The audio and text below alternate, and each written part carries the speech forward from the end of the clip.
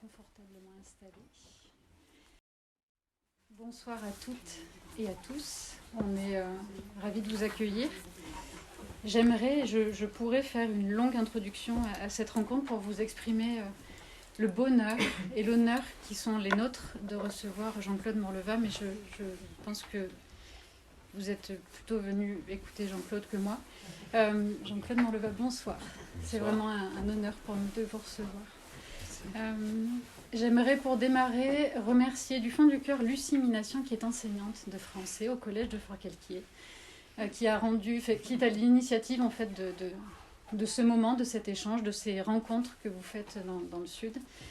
Voilà, merci Lucie pour ton audace, pour cette idée. Et, on n'aurait peut-être pas osé, mais voilà, c'est super. Je remercie également Libraire du Sud qui permet donc l'itinérance en fait de Jean-Claude Morleva dans plusieurs librairies du Sud. Brièvement, je vous rappelle en fait le déroulement de cette soirée que l'on propose en 2 temps.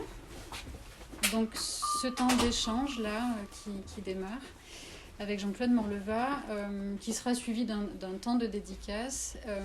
Et ensuite, en fait, on l'a co-organisé, on l'a pensé avec le cinéma Le Bourguet, sous la forme d'une carte blanche que l'on a proposée à Jean-Claude Morleva. Il a fait donc le choix d'un film en écho avec son œuvre, son univers, ses inspirations. Voilà. Et donc ce film sera projeté à 20h. Au cinéma, avec une introduction de M. Morleva sur les raisons de ce choix. On a le droit de leur dire de quel film. On a le droit de leur dire, oui. Et ce film, donc, c'est Jeremiah Johnson de Sidney Pollack. Oui. Pour dire la vérité, quand on m'a proposé ça, ça m'a amusé. Et je dis pourquoi pas. Alors, quel est ton film Je dis mon film préféré, c'est La Strada de Federico Fellini. Voilà, moi, c'est mon film, c'est mon film. Elle dit, ah oui, mais on l'a projeté l'année dernière, donc... Tu penses, c'est pas grave. On va se rabattre sur rester dans le cinéma réaliste italien, Le voleur de bicyclette. Aussi. Elle dit, ah, mais on a également... Il l'a aussi projeté un peu. Je dis, bon, alors on va aller chercher quelque chose de beaucoup plus... pointu quand même, que j'ai vu récemment. Je vous propose Citoyen d'honneur, film argentin. On l'a projeté également. Donc Jeremiah Johnson est en quelque sorte mon 4e choix, mais j'en suis ravi que ces petits échecs m'aient amené à Jeremiah Johnson, et ça me fera l'occasion de le revoir. Enfin, mais ça, c'est plutôt ce que je devrais dire ce soir. Par exemple, mais vous le redirez. Je ne suis pas une personne, je suis toujours un petit peu à côté de la plaque. Je vais essayer de... Donc... Voilà pour cette courte introduction. Jean-Claude Morleva, à lire votre parcours, on a l'impression que vous avez eu 1000 vies. Vous avez commencé une carrière professionnelle en tant que professeur d'allemand, en collège, je crois. Puis vous êtes parti vers le théâtre clownesque en tant que comédien et metteur en scène pendant quelques années. Et c'est finalement assez tardivement que vous vous êtes tourné vers la littérature. Vos livres sont parus les premiers livres sont parus vers la fin des années 90. Parmi les premiers, La Balafre, qui est paru en 1998. Le premier roman, oui. Ouais. J'avais le sentiment qu'avant ça, il y avait des albums. Ah, des albums, oui. Je parle des romans. Ouais. Dans les romans, c'est le premier, oui, c'est La Balafre.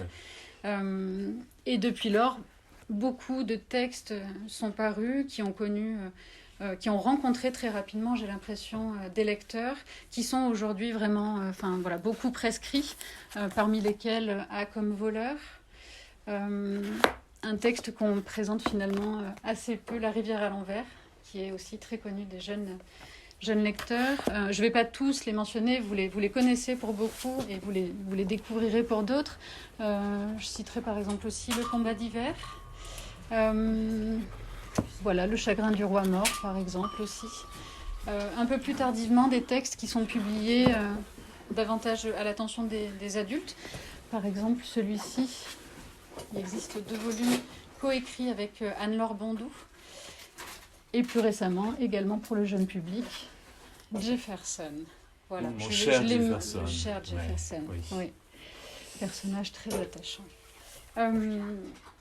Donc voilà, je le disais, vous êtes devenu, j'ai le sentiment, auteur assez tardivement. Oui. Qu'est-ce qui a entraîné pour vous ce mouvement vers l'écriture ?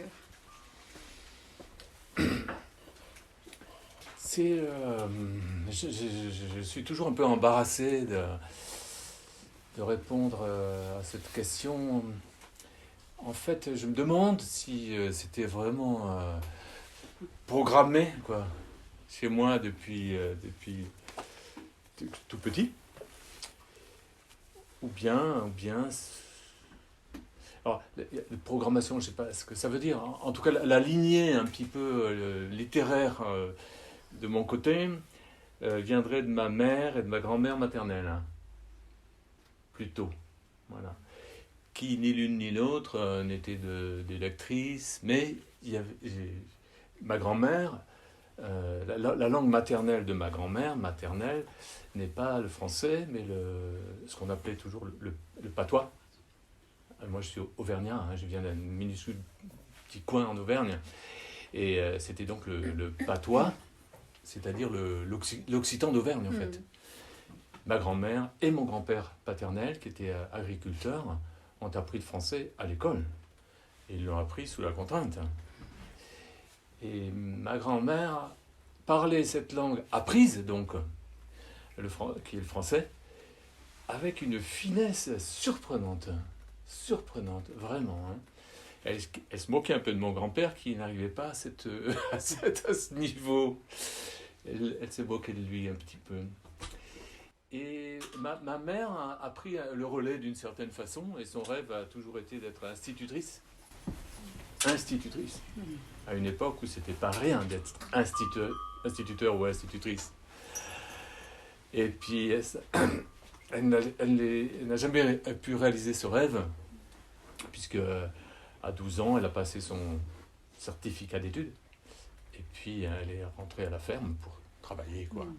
Et l'institutrice est restée dans un petit coin de sa tête et de son cœur. Je pense qu'elle est morte avec le regret de ne pas l'avoir été institutrice.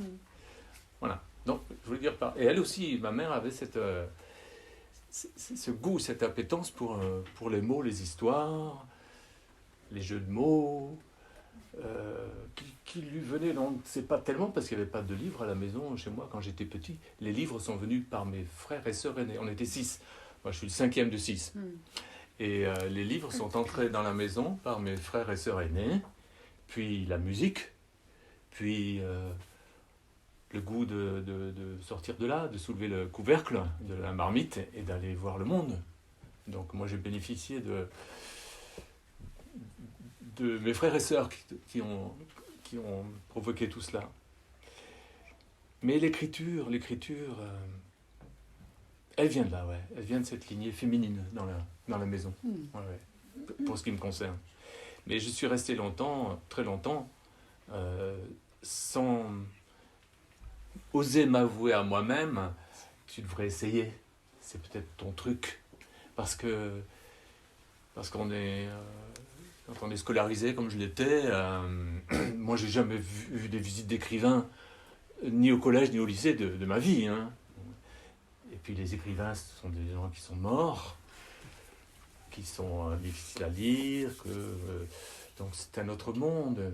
Et quand j'ai commencé à les admirer, ces écrivains, ces écrivaines, on ne disait pas écrivaines à l'époque, hein. Puis de toute façon, dans le Lagarde et Michard, les écrivaines, il n'y en avait pas beaucoup, hein. Et moi, je lisais Villon, je découvrais Flaubert, enfin tout ça, avec une admiration un petit peu planquée, cachée, parce que il valait mieux s'intéresser au football et courir après les filles que parler de Flaubert, voilà. Mais j'ai toujours eu cette admiration-là. Mais de là à penser que, pas de devenir Flaubert, hein, mais que je pourrais essayer d'écrire des petites choses. Mais j'ai écrit pourtant beaucoup. J'ai écrit beaucoup de lettres à beaucoup de gens. Parce qu'après le bac, je suis parti. Puis j'ai écrit beaucoup de lettres à mes parents, à mes frères et sœurs un peu, à mes amis. Et il y a eu une période de là 5 ans à peu près, 5-6 ans, comme étudiant.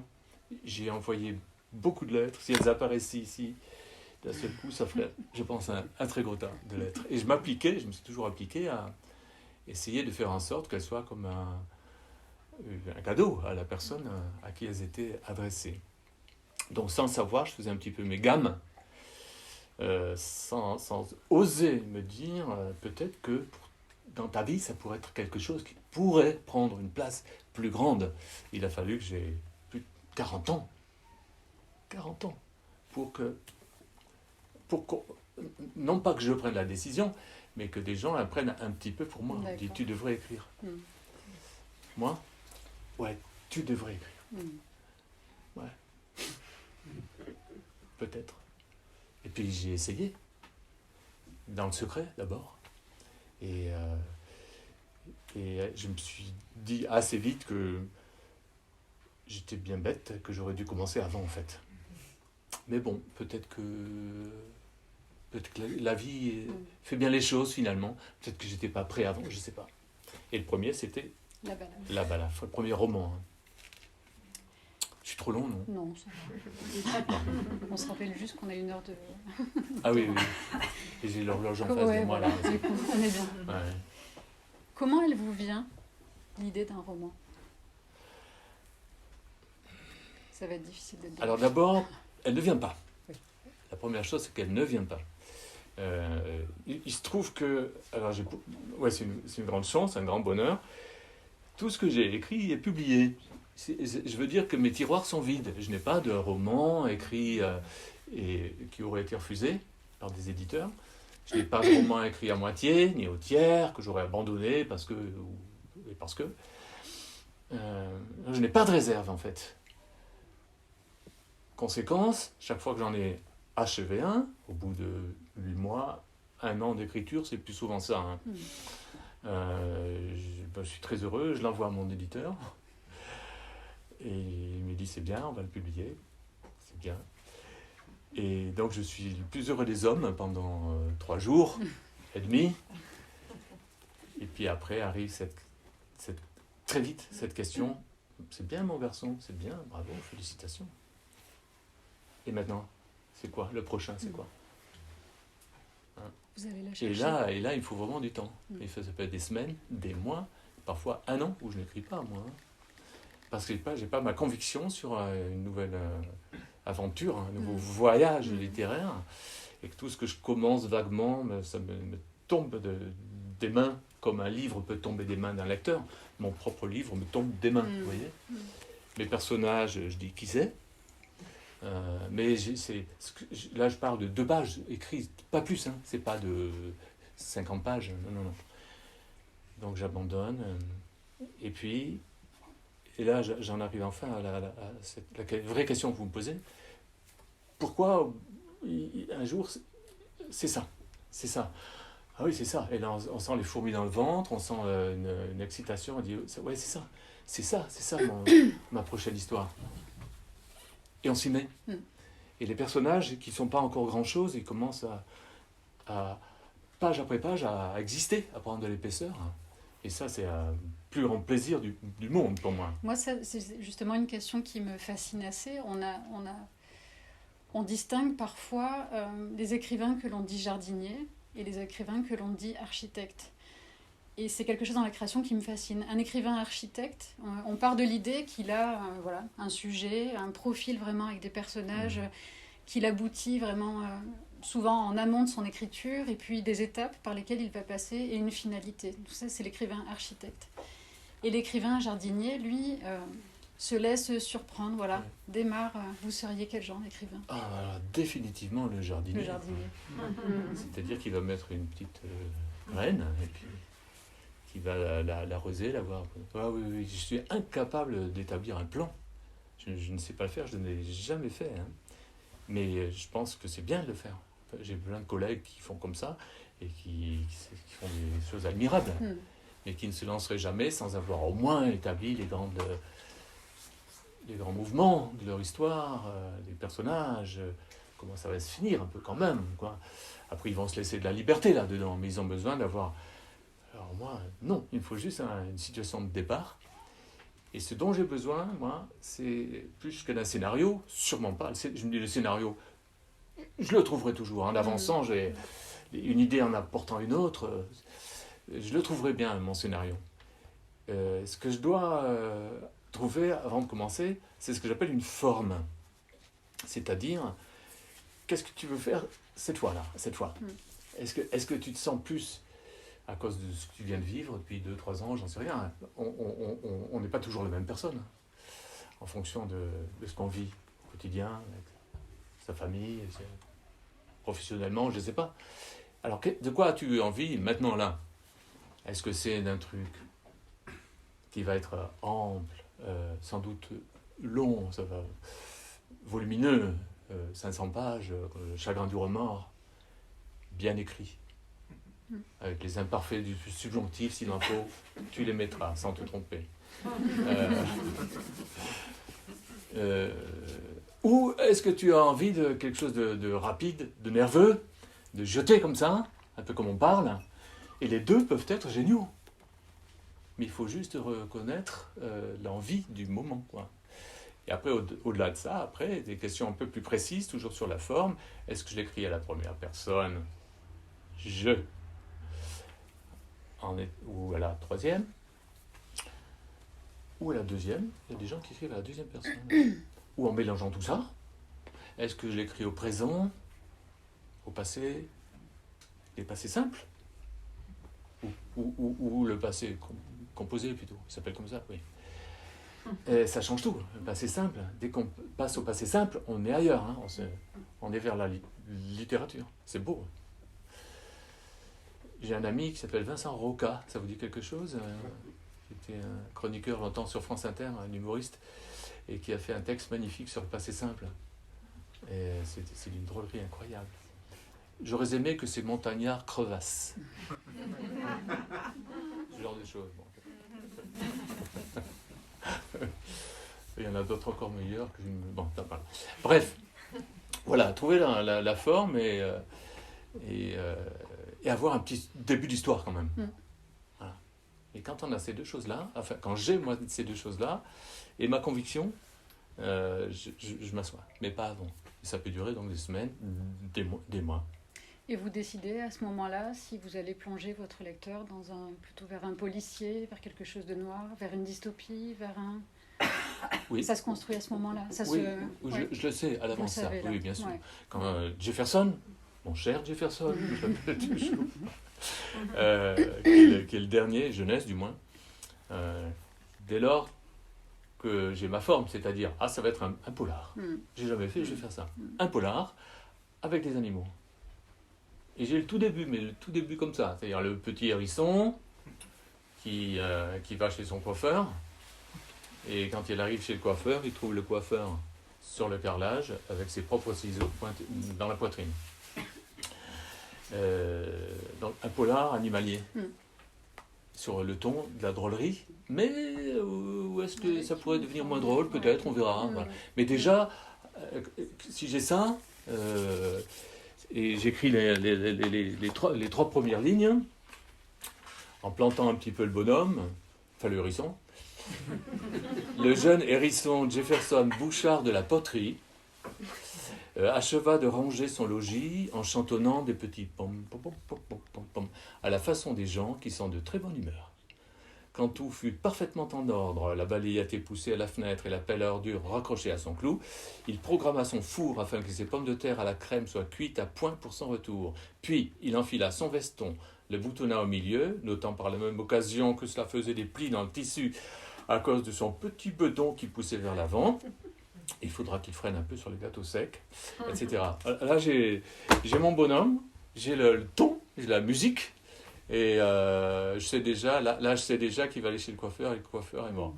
Mais je n'en sais pas plus. Pourquoi est-ce qu'il est mort?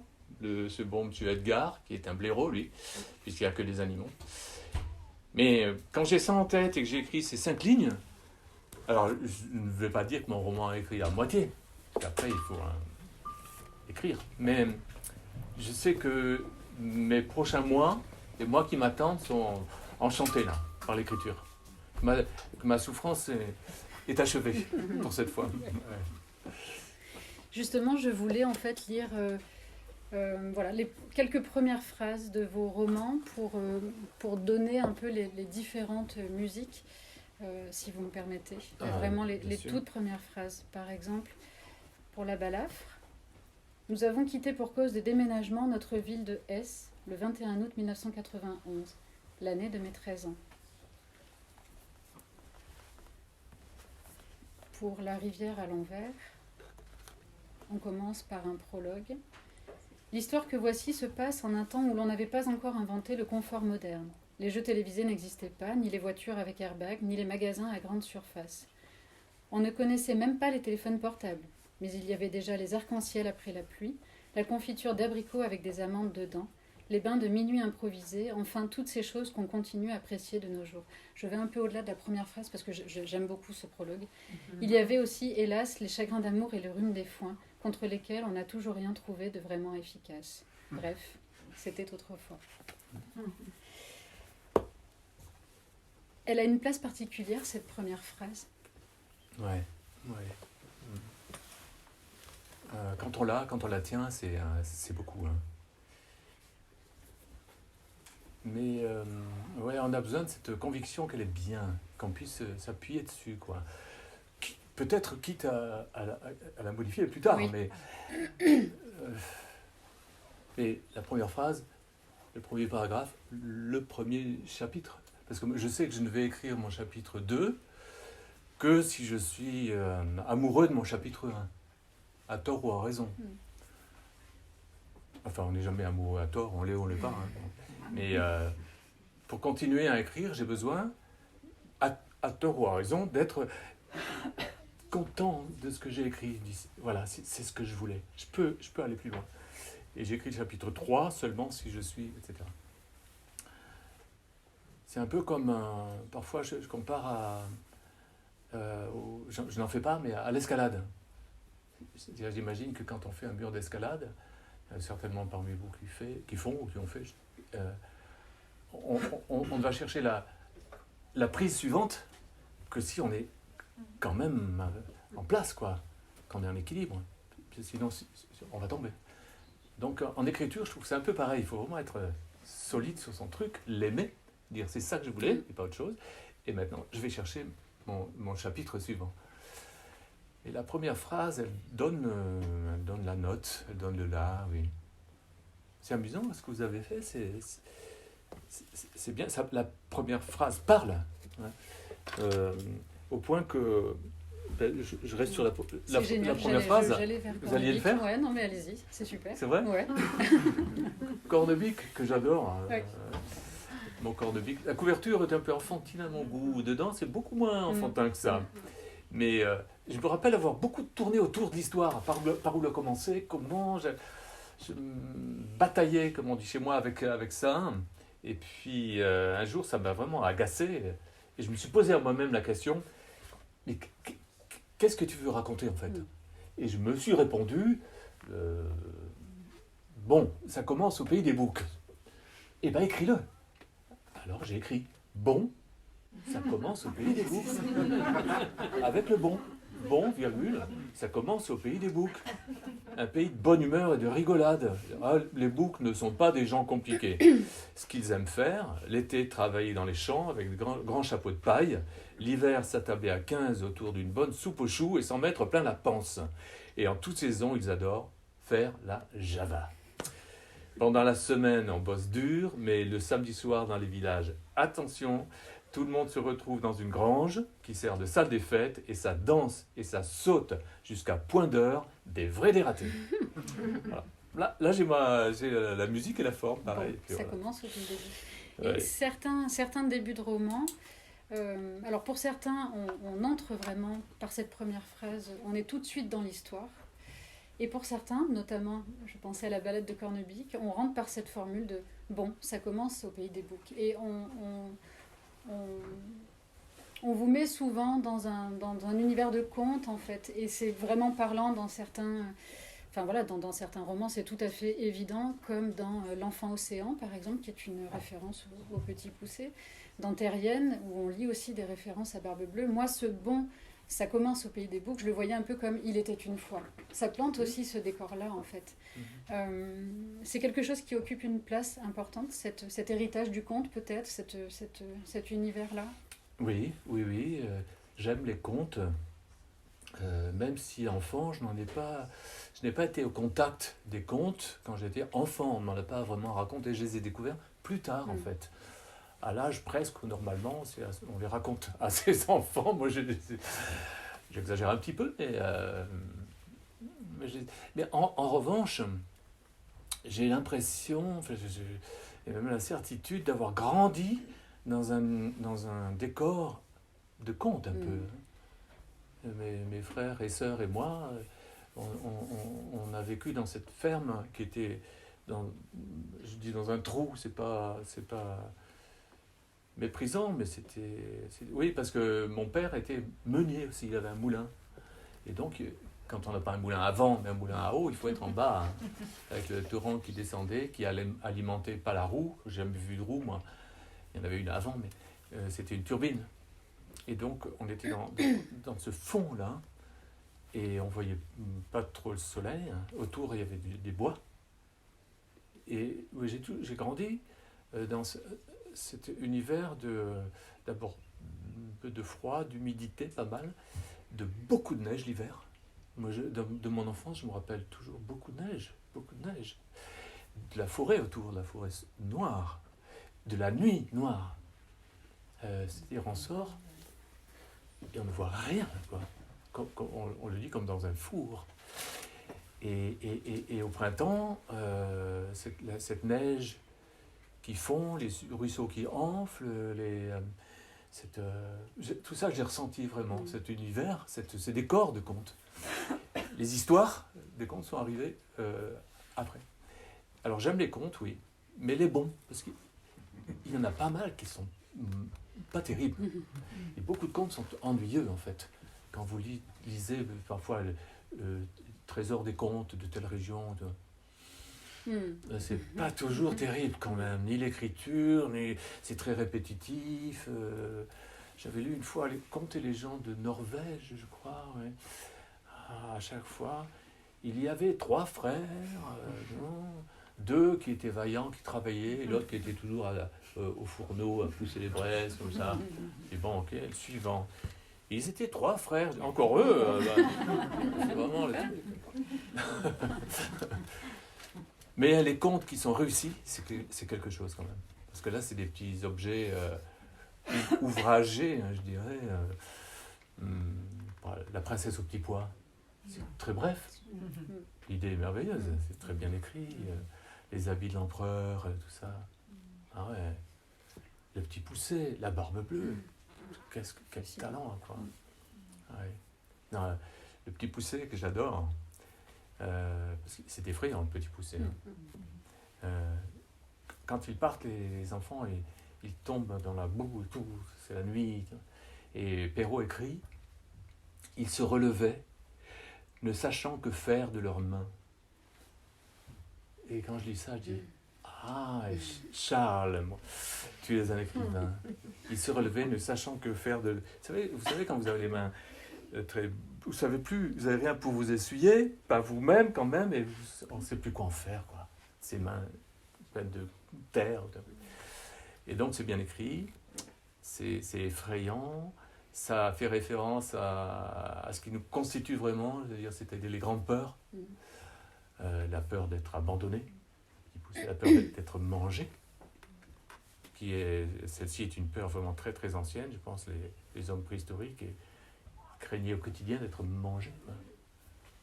Et ces grandes peurs-là, aujourd'hui, à part peut-être, je pense à l'actualité, là, mais ces peurs terribles, c'est-à-dire d'être bombardé, de sentir ce danger physique, s'approcher, je vais mourir. Voilà. Enfin bon, les contes, ils charrient toutes ces choses-là. Oui. Et dès La Balafre, vos premiers romans en fait sont publiés chez un éditeur pour la jeunesse et s'adressent aux enfants. C'était votre souhait, dès les premiers romans, de vous adresser à ce lecteur si particulier, qui est l'enfant, puis l'adolescent. Vous le voyez comment, votre lecteur? Ça a été le fruit du hasard, en fait, cette orientation là, vers enfant, jeunesse.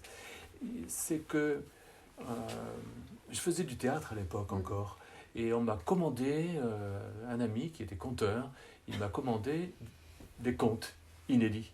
Il dit, je voudrais que tu m'écrives quelques contes, et je les dirai sur scène. Je dis, ça m'amuse. Donc j'en ai écrit 5. Et alors je passe les détails, ce serait ennuyeux. Sur ces 5, 3 ont été illustrés, publiés, sont devenus des albums. Alors pour moi, ce n'était pas leur destination, c'était juste pour mon pote, lui écrire des textes pour la scène. Et puis des gens sont venus, on l'a mis en scène, c'était bien, c'était bien. Et des gens sont venus et disent, mais qui a écrit les textes? Je dis, c'est moi. Vous avez vraiment une plume, c'est vraiment très bien écrit, vous devriez les envoyer à des éditeurs. Je dis, c'était pas fait pour, mais pourquoi pas? Donc je le fais.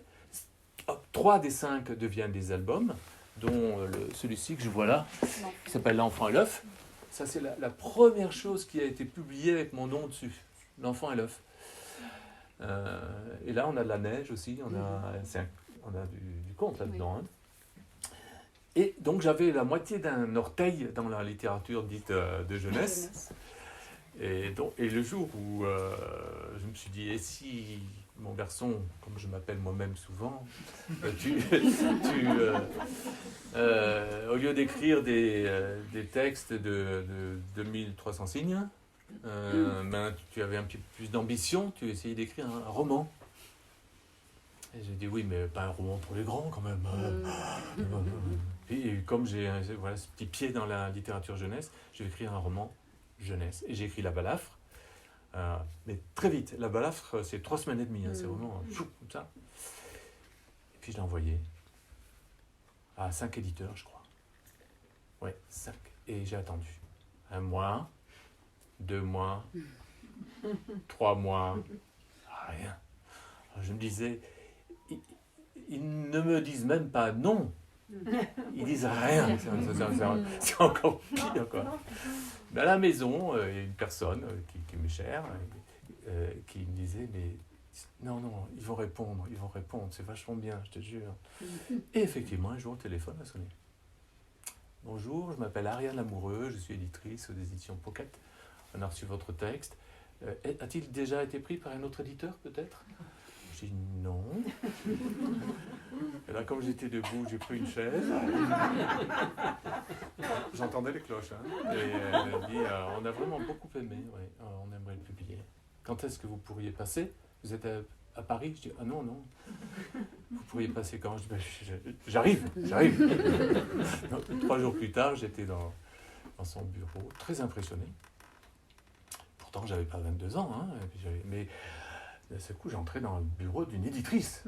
Et même quand on a 40 ans, je ne les ai pas tout à fait à ce moment-là. Bah, qu'importe. Eh bien, ça m'impressionnait. Donc, elle m'a dit, mais qu'avez-vous fait avant? Vous venez d'où, quoi? Alors, je lui raconte un peu mon itinéraire, prof pendant quelques courtes années de théâtre et tout ça. Et puis, à un moment, elle m'a interrompu. Après, c'est devenu une plaisanterie entre nous, parce qu'on est devenus amis. Elle m'a dit, vous savez que vous êtes incroyablement... Oui, j'attendais l'adjectif. Elle dit, normal.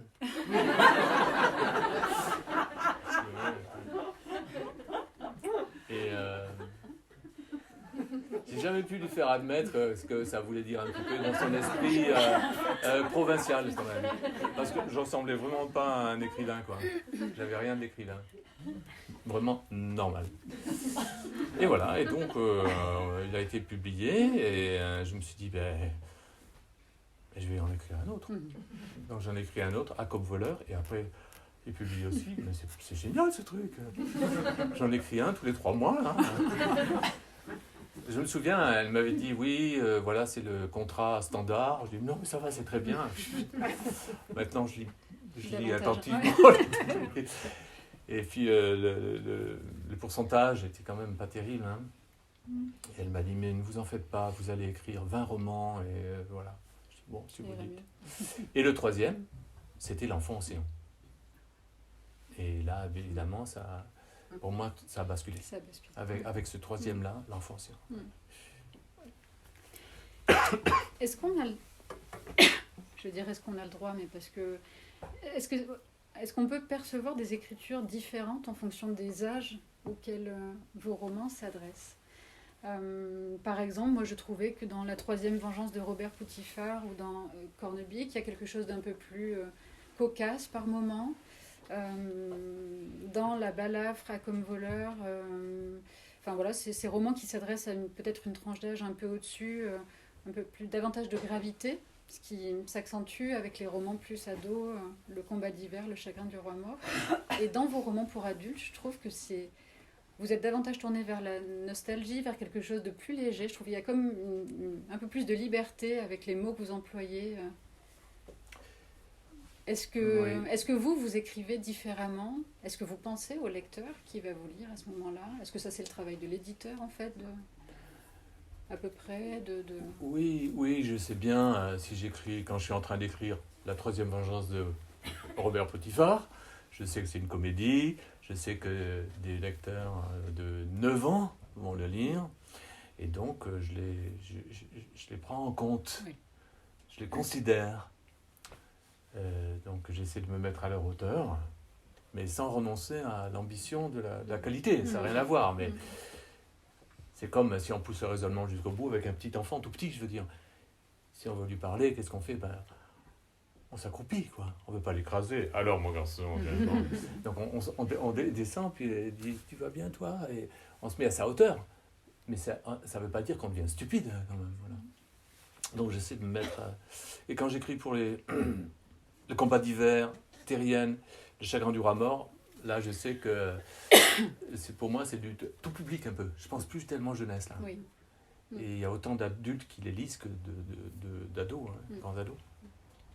Et après, les quelques carrément adultes que j'ai écrits, dont 2 avec Anne-Laure Bondou, là, je suis obligé de reconnaître que ça donne un peu plus de liberté.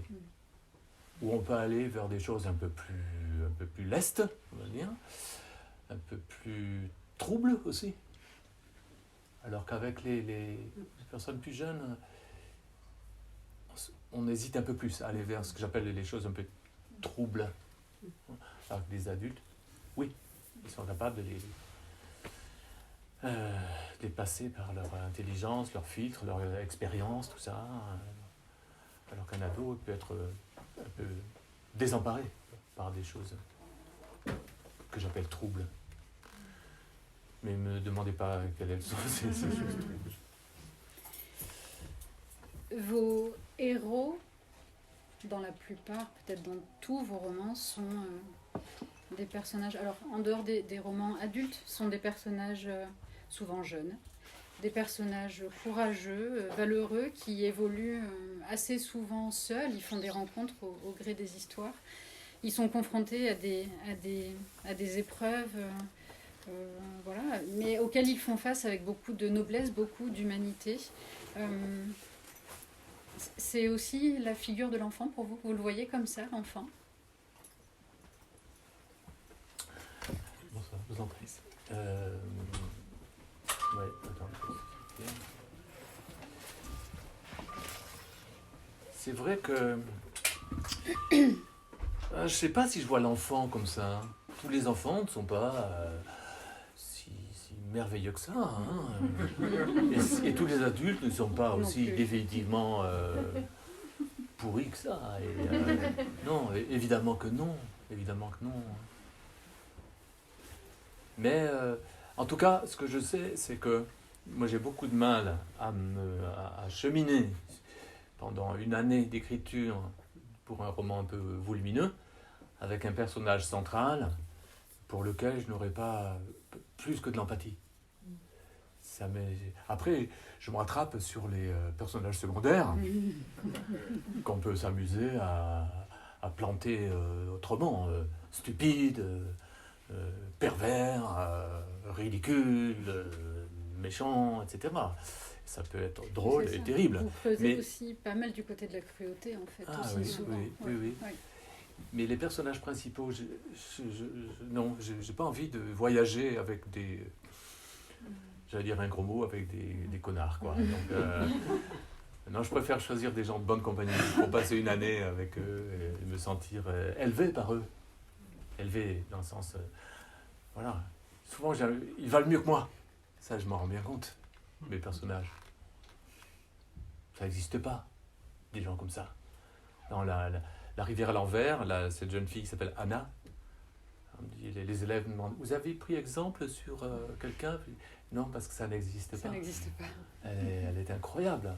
Elle est toute jeune, elle a 13 ans, mais elle a la maturité d'une adulte, elle a l'inconscience d'une enfant, puisqu'elle part, elle traverse le désert toute seule, enfin c'est des choses.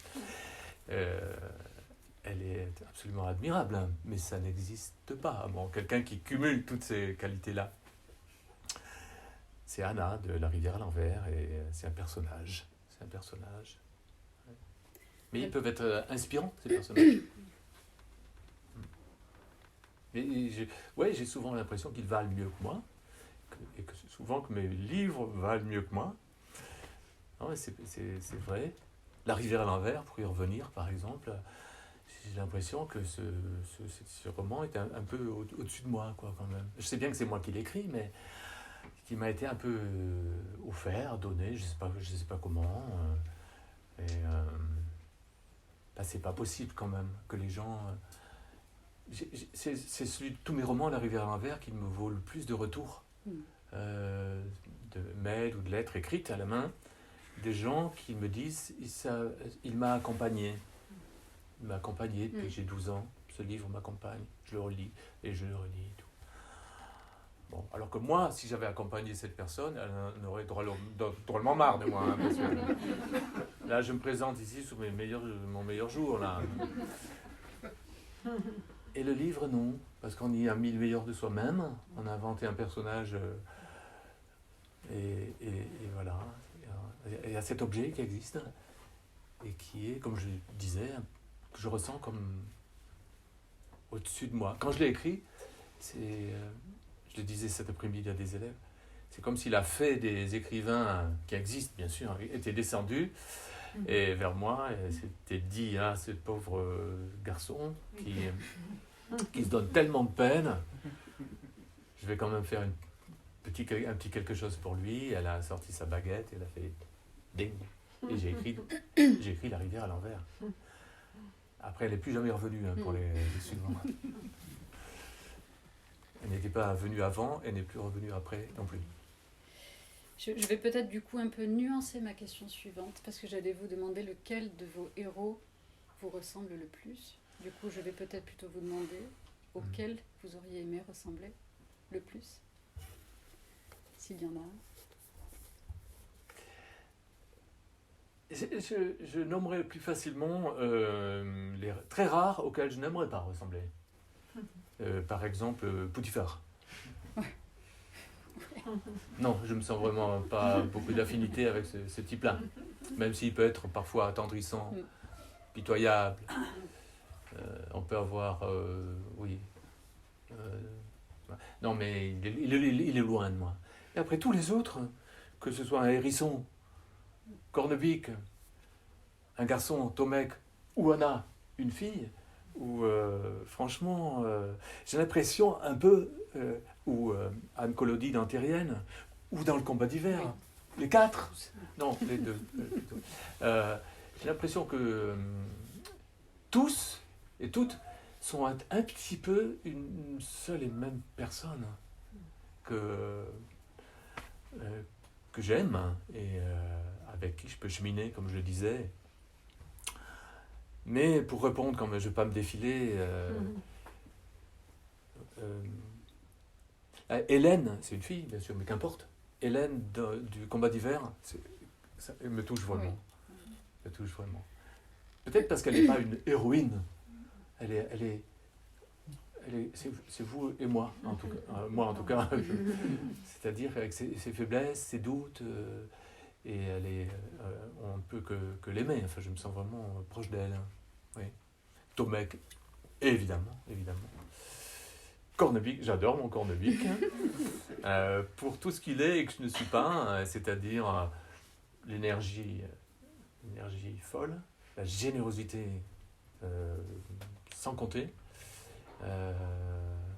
le courage physique.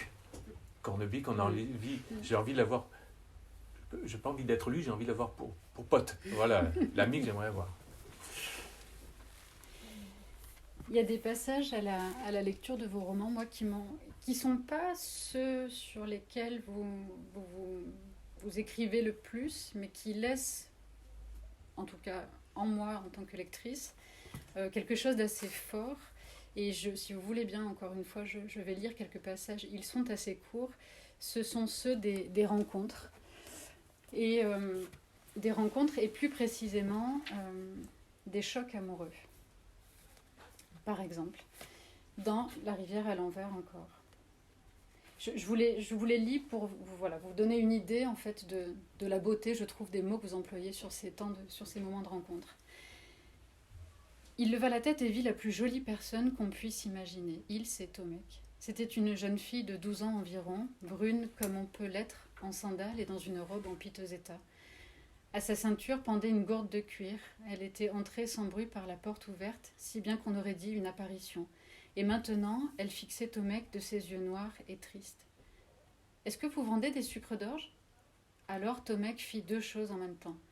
La première, ce fut de répondre « Oui, je vends des sucres d'orge. » Et la seconde chose que fit Tomek, lui qui de toute sa vie ne s'était pas retourné 3 fois sur une fille, ce fut de tomber amoureux de ce petit brin de femme, d'en tomber amoureux instantanément, complètement et définitivement. J'ai d'autres passages. Par exemple, dans la balade de Cornebique, j'avais choisi 2 passages, mais je crois que je vais commencer par le premier pour pas aller trop vers la fin. Leurs regards se sont croisés 5 secondes, pas davantage, mais c'est plus que suffisant pour se dire l'essentiel. Je te plais, tu me plais. Dans les yeux noirs de Cornebiquette, elle s'appelle Cornebiquette en plus, il y a des petites étoiles dorées, ou bien peut-être qu'il n'y en a pas. Peut-être qu'elles sont seulement dans le cœur de Cornebique, les étoiles dorées. Peut-être qu'il les invente parce qu'il est amoureux d'elle. Elle aussi est amoureuse de lui, ça se voit bien, elle ne le regarde presque jamais. Quand ils sont en bande, elle parle à tous les autres sauf à lui. C'est pas une preuve, ça ?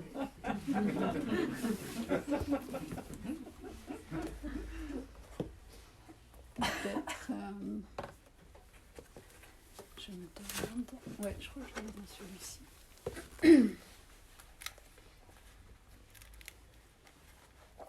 Dans le chagrin du roi mort,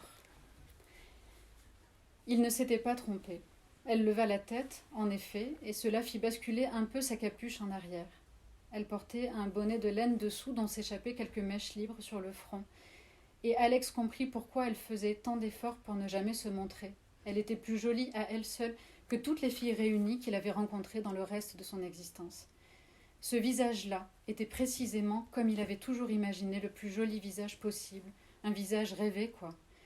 Et voilà qu'il existait, et qu'il venait de surgir devant lui à cet instant. Il en resta sidéré. La peau était brune, les pommettes un peu hautes, la bouche et les yeux prenaient beaucoup de place.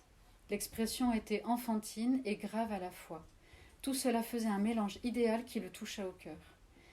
Elle observa la bagarre des 2 soldats pendant quelques secondes, les sourcils froncés, comme quand on assiste à un spectacle effrayant et qu'on réprouve. Puis, son regard glissa légèrement et croisa celui d'Alex, sur lequel il s'arrêta. Elle ne l'avait sûrement pas voulu, mais il était difficile de faire autrement. Et Alex tomba dans ces yeux-là. Il y tomba comme on s'envole, mi-chute et mi-voyage. Ils étaient grands, légèrement tirés sur les tempes et sombres. Ils étaient emplis de tendresse, et surtout, il y avait un monde dedans. Voilà, ouais. Je trouve ces passages, il laisse en moi ces quelques pages, voilà, quelque chose de très beau. C'est quelque chose que vous soignez, en particulier ces moments de rencontre. Vous voulez dire au moment de l'écriture ? Ou quand vous les visualisez, quand, je sais pas, est-ce qu'ils ont une place particulière Il y a aussi dans celui-ci, je pense. Ouais, c'est ça, la rencontre des 2 regards, il y est aussi dans. Oui. Que dire, c'est... je sais pas quoi dire. D'accord. C'est bien aussi. Je trouve qu'il y a une poésie. C'est dur voilà, de commenter après. Ouais. Peut-être qu'il n'y a rien à en dire, mais je trouvais qu'il y avait beaucoup de poésie dans ces passages. Ouais. Merci, ouais. Et un thème qui est essentiel aussi dans votre œuvre, c'est celui du voyage, du départ, du mouvement, et duquel aussi découle une espèce de... une géographie, des lieux, des choses dans lesquelles vous projetez votre lecteur. On a vraiment l'impression en vous lisant qu'on voyage. Est-ce que vous voyagez aussi en écrivant? Alors je suis vraiment désolé, parce que j'ai vraiment bien entendu votre question. Ouais. Pendant toute la question, j'étais encore dans le sujet sur la d'avant. précédente. Parce que... faudrait retrouver le passage. Ouais, ça va être difficile, non? Ça va être difficile. Ah non, mais c'est pas celui-ci, J'en c'est avais un dans Mes amis devenus. Mes amis Je l'avais devenus. noté c'est là. aussi, mais il était... Ah voilà. Ah ben oui, c'est celui-ci. Oui. Ouais. C'est celui que j'ai noté, mais il y en a sûrement d'autres. C'est ça, oui. Ben, vous voulez Non, vous le lisez vraiment bien? Ah non, je préférerais même. Bien. Ah oui? Oui. C'est à partir de où? Ici. Allez-y. On se sent souvent... Donc on revient sur la question précédente, sur les rencontres. Enfin la question non, sur le moment précédent. On se sent souvent très gauche pour décrire la beauté. Autant il est facile de donner à voir des mentons en galoche et des nez en trompette, autant on peine à dire de quelle façon une personne est belle, et l'émotion qu'on éprouve à la regarder. Tout en elle me tourne-boulet. Son regard sombre en premier, avec son triple effet. Brûlure, caresse et noyade, mais aussi ses cheveux noirs dans lesquels j'avais envie de m'enfouir et de m'enfuir. Le grain de sa peau et aussi ce charnu des lèvres, cette pulpe, ces plis qui étaient la promesse d'autres plis. J'ai su presque aussitôt que je n'aurais de repos qu'après avoir embrassé ces lèvres-là. Le problème est que lorsque j'y suis arrivée, quelques mois plus tard, j'ai su que je n'aurais de repos qu'après avoir recommencé, et ainsi de suite. Mais je reviendrai sur ce drame ordinaire.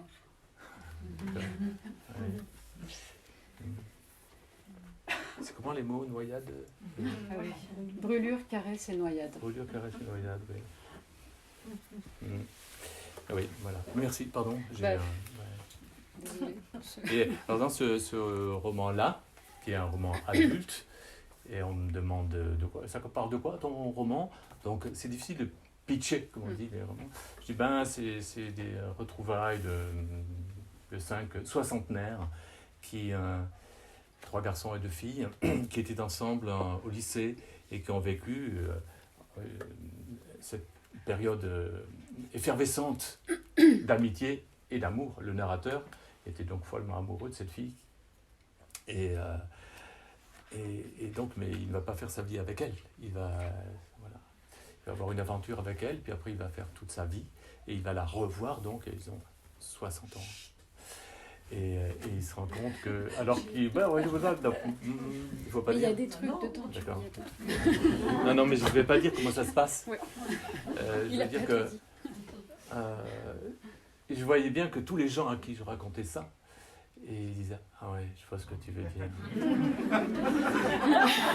C'est-à-dire, cet amour, premier amour, souvent d'une immense violence, et qu'on ne peut pas vivre une deuxième fois. Après, on va trouver la personne qu'on va aimer beaucoup, infiniment, avec qui on va pouvoir faire sa vie, peut-être. Mais, comme Brassens le disait bien, la première fille qu'on a prise dans ses bras, tout ça.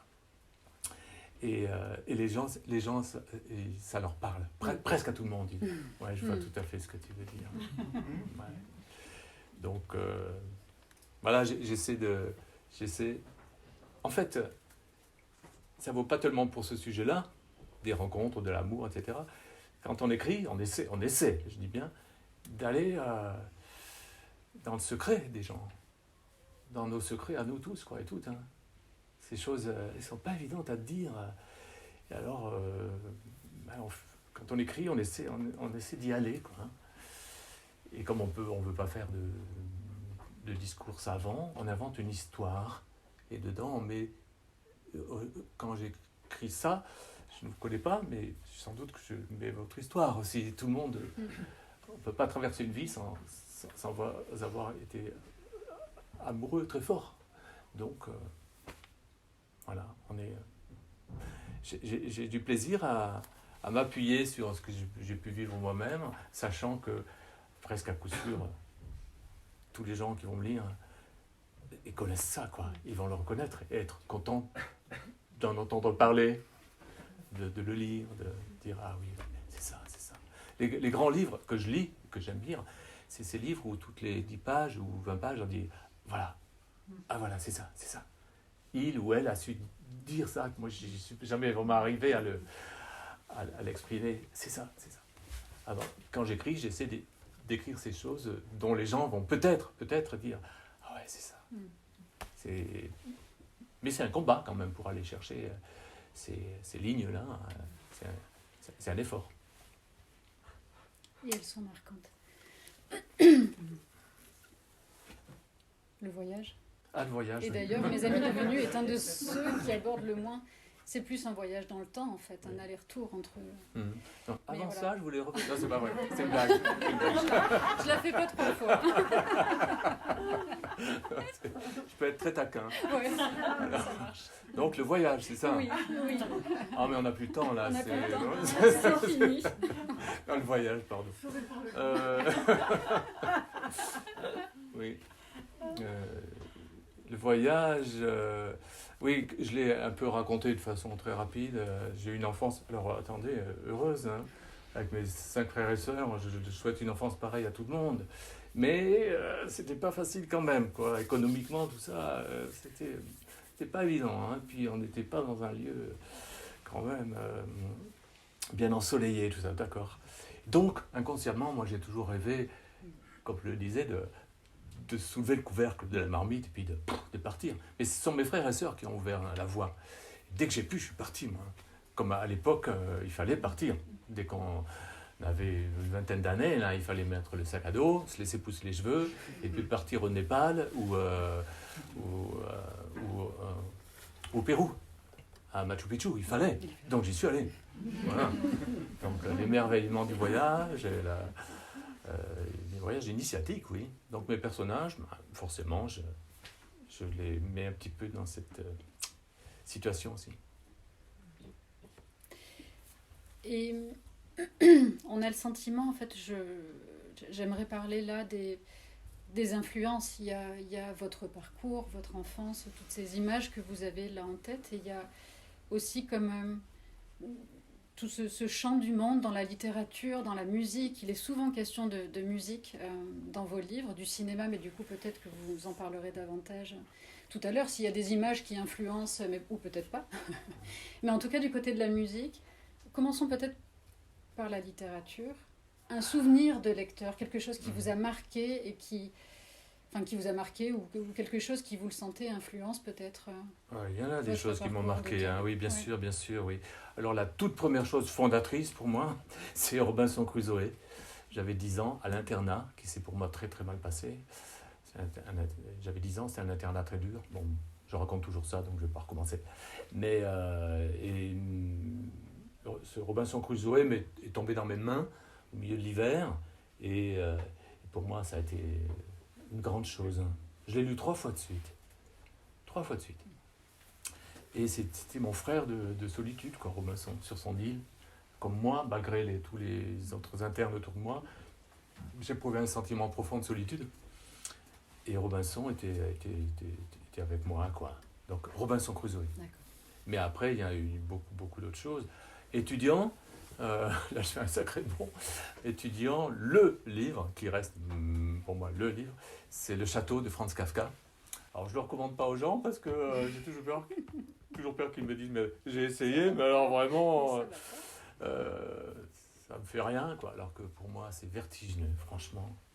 Le Château de Franz Kafka, Das Schloss. Et en plus j'ai la chance de pouvoir le lire en allemand, donc tous les 4 ans je me relis mon château. C'est un pavé quand même, mais et à chaque fois je replonge dans l'océan et au fond de l'océan. Alors lui, c'est toutes les 5 pages, je dis voilà, c'est ça. Ouais.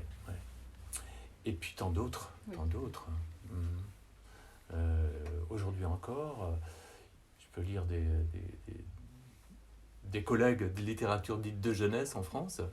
Il y a des merveilles, ça vaut beaucoup de livres adultes. Hein. Il y a des si belles choses. Et donc je lis. Je lis bien sûr Timothée de Fontbelle, Anne-Laure Bandou, qui est une amie, des gens qui sont là dans la salle, Thomas Scotto. Voilà, c'est des belles choses. Donc, seul, on n'est vraiment pas grand-chose. Hein. Je veux dire, on n'invente pas grand-chose. On n'invente pas grand-chose. On lit, on s'alimente, on se muscle d'une certaine façon. On oublie ce qu'on a lu, mais quand on écrit soi-même, et on va convoquer tous ces souvenirs, toutes ces traces qui restent. Des fois, on en a à peine conscience. Mais dans les contes, ça peut aller juste dans les romans policiers, il y en a des merveilleux, c'est tous azimuts, quoi. Et donc on va chercher comme ça, et on arrive, dans le meilleur des cas, à se constituer une sorte d'écriture, de style, que les gens disent « Ah, ça, c'est bien toi, on te reconnaît toujours, tu écris des livres différents, mais c'est toujours bien toi. » Je dis « Oui, c'est toujours bien moi, merci, mais constitué quand même de tout ce que j'ai lu, écouter de musique, etc. » Oui, oui. Brassens, ça a été fondateur pour moi. Moi, quand j'avais 16 ans, j'attendais fébrilement, pas le dernier Harry Potter, mais le dernier 33 tours de Georges Brassens. Je pourrais écouter toutes les chansons, essayer de comprendre tous les textes. Qu'est-ce que c'est que ce truc? Puis c'est une richesse, c'est ciselé.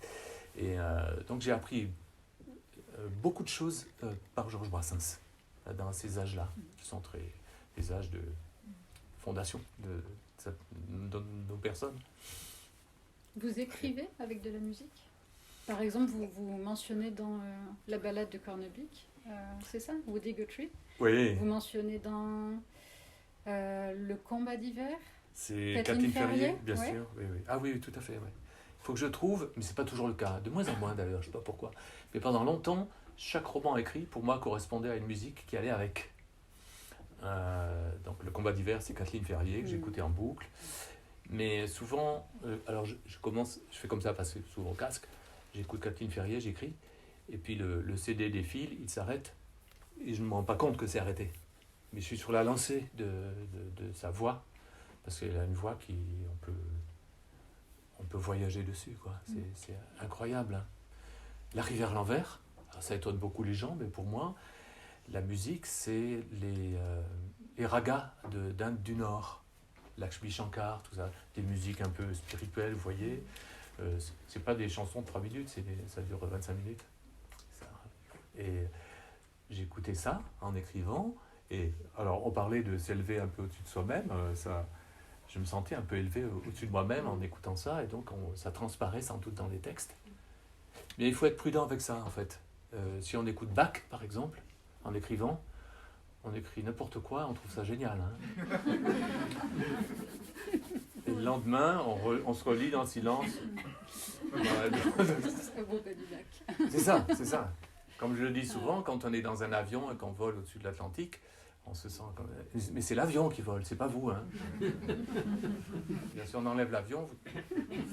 Et la musique de Bach ou de Lakshmi Shankar, c'est un peu pareil. Donc ça peut vraiment inspirer, élever, mais il faut se méfier. Il faut aussi apporter sa part. On approche de la fin, oui. Je vois qu'on me fait signe vers le fond de la salle. Pas tout à fait fini, mais ça va pas être long. Ça serait impossible de terminer cette rencontre sans évoquer l'année 2021, où qui a récompensé votre œuvre. Donc vous avez été lauréat du prix commémoratif Astrid Lindgren. Je le dis en français pour pas écorcher l'anglais. Voilà, c'est une sorte de... Ce prix-là, alors on le compare, on le lit partout, que ce prix-là est une sorte de Nobel pour la littérature de jeunesse. C'est une immense récompense et vous en étiez le premier lauréat français. Ouais. C'est un moment... Oui, je pourrais dire, faut pas exagérer. Quand même. Ce que j'ai eu tendance à faire au début, oui. Ça me faisait tellement peur, d'un seul coup de se retrouver comme ça, dans la position de... Voilà, premier lauréat français depuis 2002. D'un seul coup, Ça m'a fait peur un peu. Et j'avais vraiment le réflexe de dire doucement, faut pas exagérer. Et puis au bout de 3 semaines, je dis mais attends, assume quoi. Assume. C'est quelque chose de merveilleux qui t'arrive. Assume-le. Donc j'ai essayé d'assumer. Et oui, en fait, ce prix, pour expliquer très vite, il est décerné par le gouvernement suédois, qui l'a inventé en 2002 à la mort de Astrid Lindgren, qui est une immense autrice suédoise, Fifi Brin d'Acier. En France, on la connaît surtout pour ça, mais elle a écrit beaucoup d'autres choses. Lisez Les Frères Cœur-de-Lion, c'est une pure merveille. Bon. Et c'est une grande dame. En Suède, c'est une grande dame. C'est une grande figure. Elle féministe avant l'heure, une grande combattante pour les droits des enfants, des animaux, enfin, de la générosité, et une grande écrivaine. Et donc elle meurt en 2002, et le gouvernement suédois se dit, il faut qu'on honore notre Astrid. Qu'est-ce qu'on va faire? Le prix Nobel, ça existe déjà, on l'a déjà fait. Et si on faisait une autre sorte de prix Nobel de jeunesse mondiale, et pour honorer des écrivains ou des illustrateurs, écrivaines, illustratrices qui contribuent à... Des initiatives aussi, je crois. Oui, aussi, oui, tout à fait, des associations. Ouais. Et ça sera annuel. Et pour que ça soit respecté, alors c'est stupide de dire ça, non, c'est pas stupide, pour que ça soit respecté, on va prendre ça au sérieux, on va commencer par le doter comme l'autre, ou presque comme l'autre, c'est-à-dire une somme vraiment importante. Et je vois bien qu'ils ont eu raison, parce que les gens sont impressionnés par Nobel, et en plus par la somme. Ils disent, ah oui, tu as gagné ça? Je dis, ah oui, mais ma vie est toujours la même. Bon. En tout cas, pour moi, ça a été très émouvant. Ouais. Très, très émouvant. Je suis allé en Suède pour le recevoir, rencontrer le juré, les 12 jurés qui m'ont choisi parmi 280 personnes dans le monde. Hein. C'est sidérant. Hein. Sans me connaître. Ils ont dit qu'ils ont mis le doigt sur moi. Quoi, voilà. Mais ça m'a vraiment rempli de bonheur, de joie, de fierté, tout ce que vous voulez. Et puis en même temps, au bout, c'était presque trop, parce que ça n'arrêtait pas, les médias, tout ça. Si bien qu'un soir, je me souviens, je me suis mis à pleurer. Je dis, j'en veux plus de leur truc, j'en veux plus de leur prix, qu'ils le gardent. Je reste content de l'avoir eu, mais c'était presque trop pour moi d'être vraiment... Vous parliez tout à l'heure du film Citoyen d'honneur qui faisait partie de vos choix. Et notamment, c'est un film extraordinaire. Magnifique. Et je pensais notamment, donc c'est l'histoire d'un homme, Daniel Mantovani, qui reçoit en fait le Nobel de littérature. Et les toutes premières minutes en fait de ce film il fait son discours. Donc voilà, il va à l'Académie pour recevoir le Nobel de littérature. Et en fait, il fait son discours et il exprime qu'il se sent dans un sentiment contradictoire. Il est tout à la fois flatté et il a l'impression d'être au crépuscule de son œuvre, quoi. Un côté très, pas cynique, mais voilà, c'est vertigineux, quoi, cette récompense-là. C'est-à-dire, je l'ai ressenti comme ça, quand la princesse héritière de Suède donne son cadeau et tout, je suis gêné en fait. Moi, j'adore, je ne suis pas du tout pas plus modeste qu'un autre, j'adore qu'on me dise « Oh, j'ai lu ton livre, celui-ci, je l'ai vachement aimé, surtout le passage où, et là, je frétille de bonheur. » Mais là, tout ce décorum, ce truc prestigieux, la princesse de Suède, il faut parler anglais, tout ça. Je me dis « Mais qu'est-ce que je fous ici un petit peu. Et ça m'a coûté, quand même. Ouais. Mais je ne veux pas me plaindre, tellement j'aurais bien aimé l'avoir à ma place. Mais ça a été une année particulière, à cause de ça, grâce à ça. Oui. Je termine juste avec un petit plaisir personnel, parce que il y a un passage et je danse aussi, moi, qui m'a marqué, et j'arrête pas d'y penser. Vous n'allez pas comprendre pourquoi, mais je le fais quand même. Je suis obligée de mentionner. C'est une question de voyage, j'ai besoin de me libérer, quoi. Donc, Je danse aussi, c'est un roman épistolaire, une discussion entre Pierre-Marie Soto, auteur, et Adeline Parmelin, qui est une grande fan, une admiratrice de Pierre-Marie Soto. Et on est là au début de leurs échanges. Et dans un courrier que Pierre-Marie envoie à Adeline, il lui dit « Chère Adeline, soyons techniques pour commencer. Dans vos courriers, les points de suspension se transforment en S majuscule. Ce n'est pas très gênant, mais je ne sais pas l'expliquer. Et vous, Dieu soit loué, vous y recourez peu aux points de suspension et c'est tant mieux. Je ne les aime pas et d'ailleurs je vous mets au défi d'en trouver plus d'une quinzaine d'exemplaires dans tous mes livres. Ceux qui les utilisent me rappellent ces types qui font mine de vouloir se battre, qui vous forcent à les retenir par la manche et qui vocifèrent « Retenez-moi ou je lui pète la gueule à ce connard ». En réalité, il serait bien embêté qu'on les laisse aller au combat. De même, ces obsédés des points de suspension semblent vous dire « Ah, si on me laissait faire, vous verriez cette superbe description que je vous brosserai là, et ce dialogue percutant, et cette analyse brillante. » J'ai tout ça au bout des doigts, mais bon, je me retiens, pour cette fois. On a envie de leur suggérer à l'oreille « Laissez-vous donc aller, mon vieux. Ne muselez plus ainsi ce génie qu'on devine en vous et qui ne demande qu'à nous exploser à la gueule. Lâchez-vous et le monde de la littérature en sera sous le choc, je vous le garantis. » Après ça, j'ai compté les points de suspension. Pas beaucoup. Et depuis, je n'ose plus en mettre moi-même, alors qu'avant, de temps en temps, je m'en veux quand j'en mets, je pense à ce passage. Et vous avez tellement raison. Mais on a écrit une suite avec Anne-Laure, et là, Pierre-Marie Soto, donc le personnage, et moi-même, par la même occasion, revient là-dessus. Oui. Et il dit, j'ai exagéré les points de suspension. Ça a quelque chose, voilà. Il dit quelque chose d'érotique, c'est-à-dire suggéré, oui, voilà, et qui peut être très évocateur. Donc, il se corrige un petit peu. Merci beaucoup. Merci pour ce moment. On a dépassé un peu sur l'horaire prévu. Voilà, peut-être que...